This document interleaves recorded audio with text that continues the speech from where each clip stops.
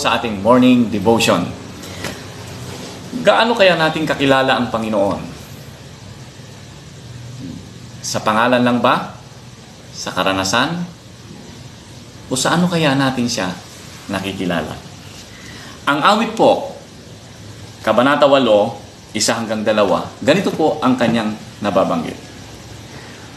O Panginoon, aming Panginoon, sa buong lupa ay napakadakila ng iyong pangalan. Sa itaas ng mga langit ay inaawit ang iyong kaluwalhatian. Ito po ay pagsasambit at pagpapakilala sa Panginoon.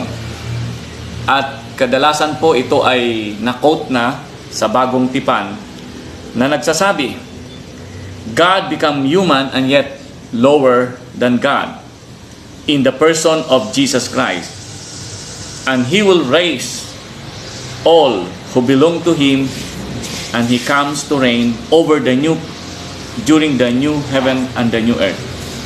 Jesus is the only person who perfectly reflects God's image.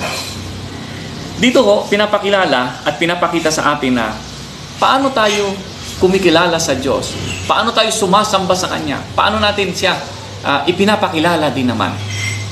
Ang salmista po ay nagsabi, kilala niya ang Panginoon at sinambit niya nga po, aming Panginoon. Ay napakadakila ng iyong pangalan. Ang ibig sabihin nun, yung kanyang pangalan pa lamang, lalo na po yung kanyang mga gagawin pa sa buhay ng sinumang mananalig